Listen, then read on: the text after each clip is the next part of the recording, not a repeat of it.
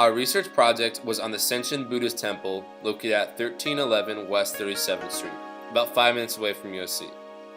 At first we were interested in how the temple has changed over time as an effect of societal pressures and a gradually more diverse population in the area. However, what we found was that the congregation was still primarily Japanese American and that the temple's mission was still the same as when the temple was founded.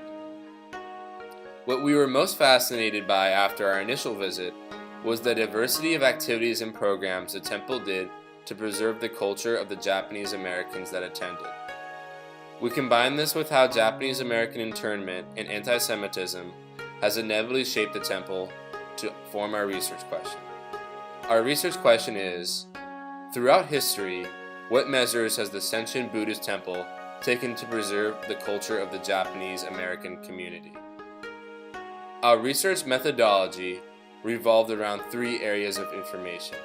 The first was the research we did with academic materials coming from Megan Warner and Carl Becker's work. These established the background for the research we did at the temple. The second was our experiences and observations from actually visiting the temple in person. And the final area of information was from the interviews that we conducted with the members of the temple. The historical perspective of the temple that we found through both interviews and academic materials framed the basis for our research question and the eventual conclusions we reached about our research question.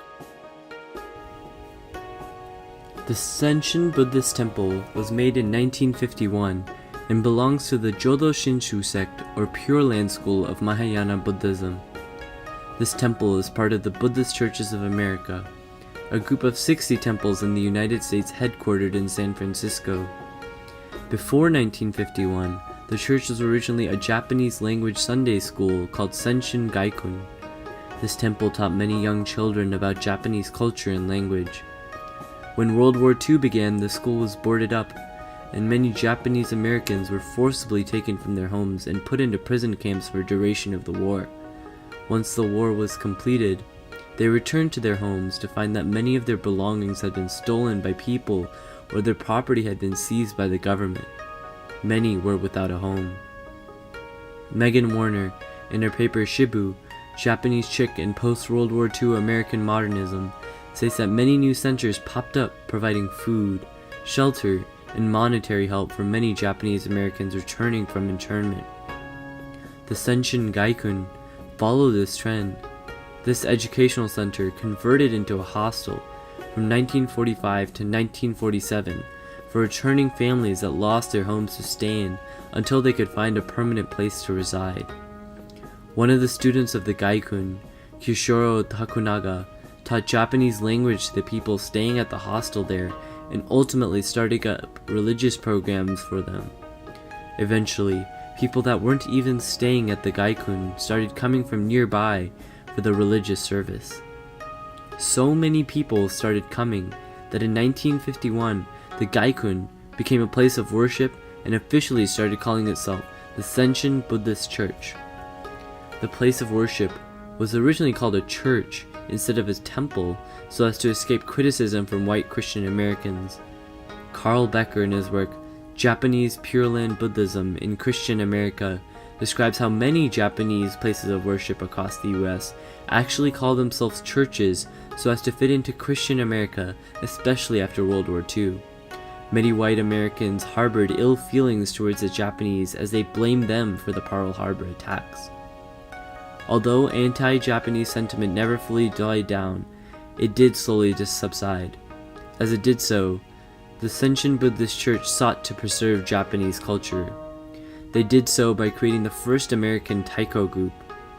Taiko is an ancient Japanese practice of rhythmically playing drums. In 1968, some members of the church created this taiko group. They traveled across the country performing at various temples and started teaching other Buddhist temples or churches how to start taiko groups. Soon after, in the 1970s, the Senshin Buddhist Church started hosting various traditional Japanese Buddhist celebrations, like the Obon Festival involving candle lighting and dancing, and many other Japanese festivals as well. In 1985, the Senshin Buddhist Church finally changed its name to the Senshin Buddhist Temple.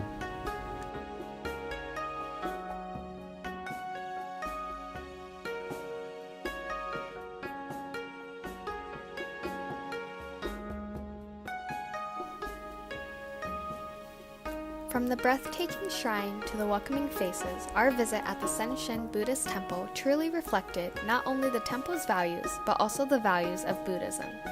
From the beginning, the Sangha, or community, emanates the positive vibes of the temple by welcoming everyone around them with warm hellos and hugs.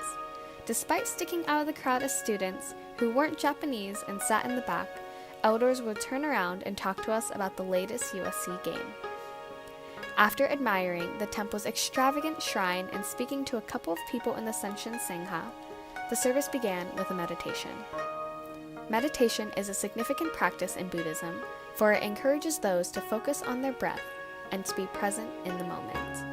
Meditation is meant to help humans forget the words, the judgment, and the labels around them, because in the end, they do not matter. We must live in the moment, because in the end, we are all going to die. The assistant minister emphasized the core value as he told a personal comedic story of his. He recalled that one of the questions he gets asked the most often is, "What happens when I die? What happens to my soul?"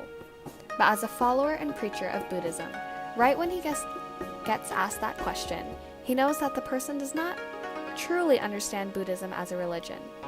From acknowledging how the question is phrased with a narcissistic eye, to the sheer ignorance of asking the question in the first place, the minister has to explain that the teleology is to ultimately extinguish and become nothing. This is one of the many themes of Buddhism that is evident through the plethora of prayers and chants that were harmoniously said throughout the service.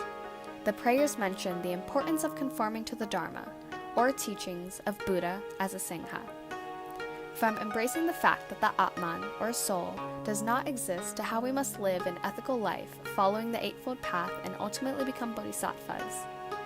In the end, we must learn to embrace that life shouldn't be stressful, because if we don't exist, we wouldn't be suffering in the first place.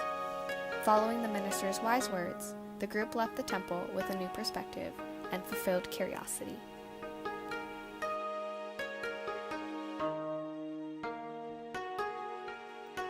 Based off our prior research and our visits to the temple, we culminate an understanding of how the Senshin Buddhist Temple has adapted to serve the Japanese American culture in the area.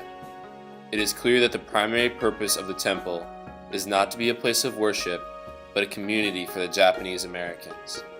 While the temple's environment now is certainly different than it was after the wake of Japanese American internment, the same principles of bringing a community together remain true.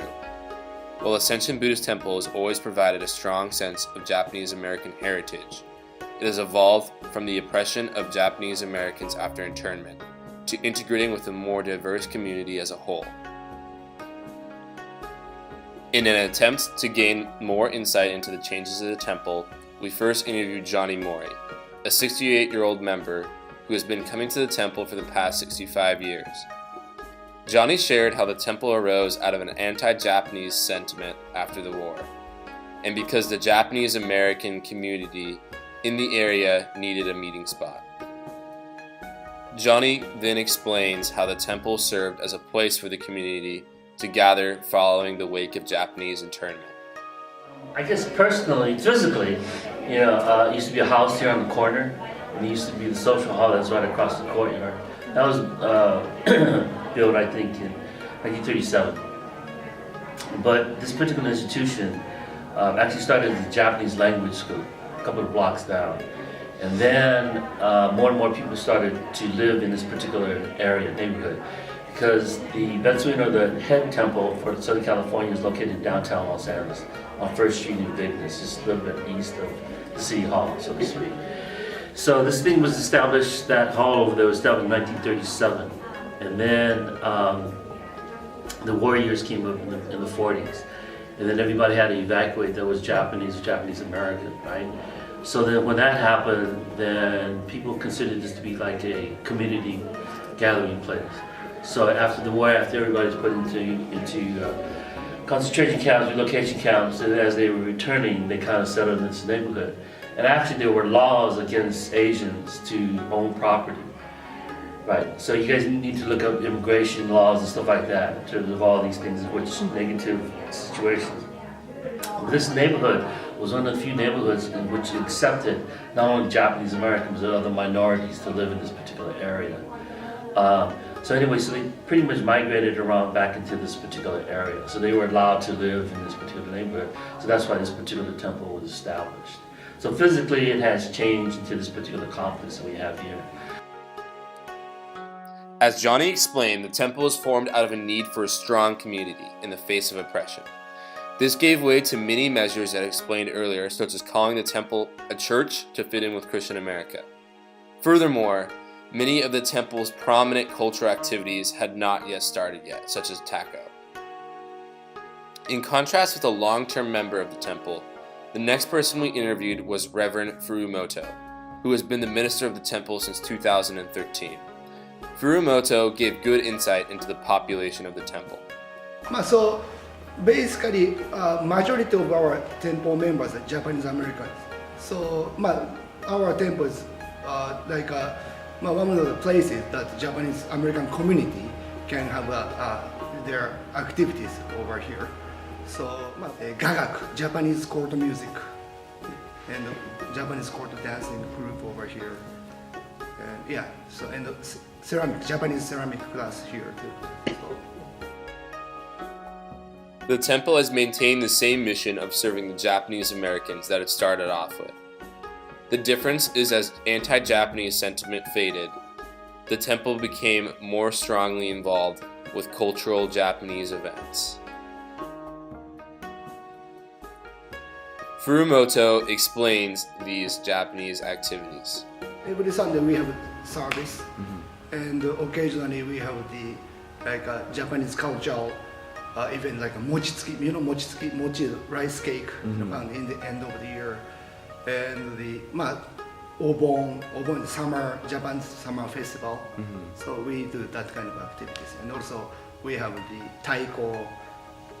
If you practice taiko and play taiko, you become one with the everybody. So you have to become. So now we have a different thought, different mind about when we practice taiko. We hit the taiko, but some different mind becomes something one.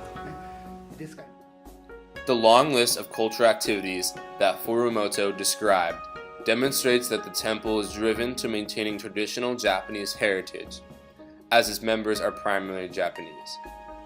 Something we began to wonder was how the temple was interacting with the community around it, which is not necessarily all Japanese American, given the diversity of LA. Fukumoto explained that the temple does not engage with the external community, but rather the internal community. As a part of the Buddhist tradition, the temple does not proselytize, so it does not interact with the community in this way. Draw people into the temple? We try not to convert other people to, If people come and they want to become Buddhist, that's okay. But we do not, ask people to become Buddhist. We are not so evangelical. Yeah. Those who want to come, they can come. Yeah. Who want to leave, they.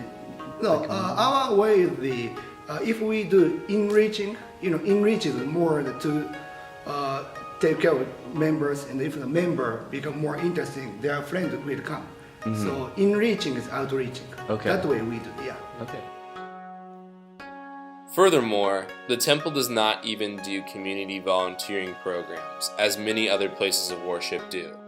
So we do not do showing what we are doing, or we do this volunteer work or something, but we individual person do some kind of volunteer work, but we do not do at our temple, we do not do much community activity. Therefore, this temple is not a center that proactively engages with the community around it. Rather, community members come to the temple and shape the activity of the temple through their cultural identity, which is primarily Japanese American. A more diverse surrounding population that no longer discriminates against Japanese Americans has inevitably diversified the population that is going to the temple, as explained by Fukumoto and Johnny. So a little bit became more diversity, like new people came, and also the Japanese Americans married with the other non-Japanese, so it becomes naturally diversified. Yeah. Ethnically, yes. Predominantly, it was my parents who, my father was considered to be Issei, a first generation Japanese. He was born and raised in Japan and came to the United States and set up a lot. My mother was considered to be Nisei, our second generation, born and raised here in Southern California, and her family grew up here. My grandmother and grandfather were here in the United States, and they're considered Issei. I'm considered to be a second or third generation Japanese, which we call Sansei. Born and raised in the United States, pretty much grew up here in Southern California. Attended elementary schools, middle schools, high schools, colleges, and universities here in Southern California. So in that sense, growing up, it was predominantly Japanese American. And then over time, this congregation is mixed in terms of the people that are attending and stuff like that. So in terms of, and we never really go out and really push Jodo Shinshu Buddhism. There's many different kinds of Buddhism and stuff like that, right? Beginning of the service, it probably may have thrown you in terms of the silent meditation, which not Jodo Shinshu doesn't necessarily do that, but we put an emphasis more on participation and.